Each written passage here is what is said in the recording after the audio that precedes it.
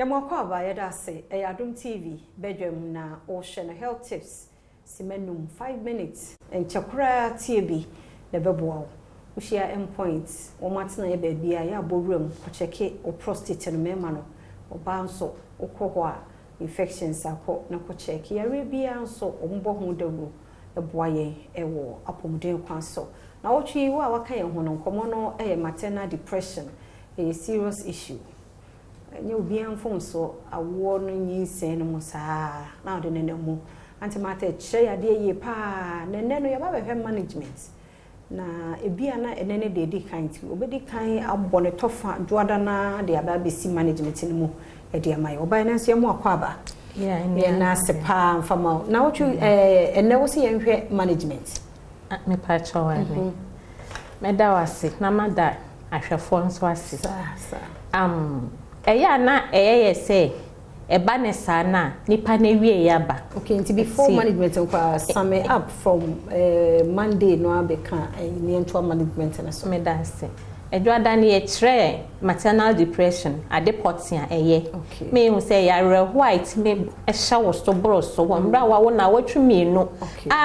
ti me kwasi afe na ye kire nneoma ede ba eye causes ye kan hereditary say ebi we busuan mu na wenya ye kan emotional issues say bia wenyi nsan dia na wo hwe say nka wo be hu no wo hu ne saa ho etete wo hya wo so ne ye kan physical changes say wo hwe say dia wo te bia sesan fa na ni na timi e ban wonya depression no ne ye ba signs and symptoms ye church say wutimi yi weni free akwala ne ho wo free baby a ema weni je wo ndware wedidi enye wo ndan ye wo mpesa woni nipa bekasa wo mpesa obi beso akwala ne mu wenum ne nyina eka ho eme ho se enuama we wo ya na che maternal depression nana wona mu no okay enti afi ye hu ni se no eden ene ye betimi aye ede asoso ano edi kan ye hu say nipa na kwasa ti bi animu enye pray for me ye nka say mpa ebo nye first point of call your hospital bra na ye nya assessment ye kasa tre na ye woni ebusuani na na ye kasa e de atre mu say be ya ye be hu say o how ya wakomu eno no interest na wie ya ba ebie mu nso say obi atre do e de ma no okay na dia ewe nimu no na chese doctor be hwe na ye assessment no na betre say doctor be hwa wa ma wedro ana say kasa tre ye kasa ye counseling and education no eno ana ye de be ma wo akosi say ahoto ebeba na chese wetimi ahwa wo ba na won so weni age e wo wabra bomu say me ti wo ye no a so obi ko sa ha oni mu a enchese na wie ya no no entem na ye hu sa science na woda na du no a ede ne ba hospital a yetimi manage no me pa chawa okay na kokra na say na ka mental illness just like any other condition and any chronic condition wunya yare na ebe ka say something chronic nti ye betimi am manage ama ebedo mpempenso obi no won interest sign bia won interest something bia but eno no interest say asietu nti abeka ho kakra betimi awo ho eno nti na say dro na wono ma wo behwe ne ye na wano say psycho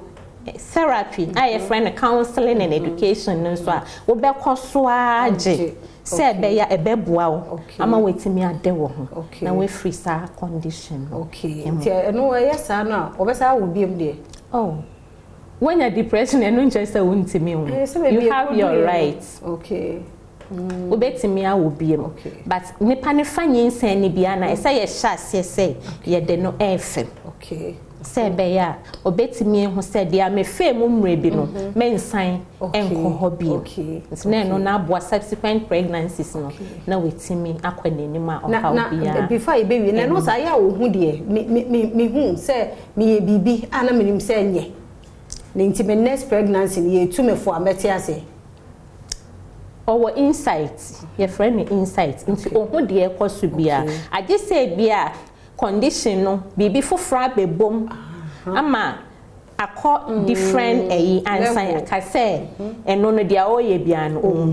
okay but enti sadia dia beko su bia no obeti ya me sha o china nyame Adom e beto aso anti Martha Ali na yete no enka no maternal depression ho nkomo ena na wotwi ye die endpoint homeopathic clinic ye da se ne number ne frɛ no na de kire wadwen bia no ene ne nkasa o china se ye won kwane ahoden a e be se hia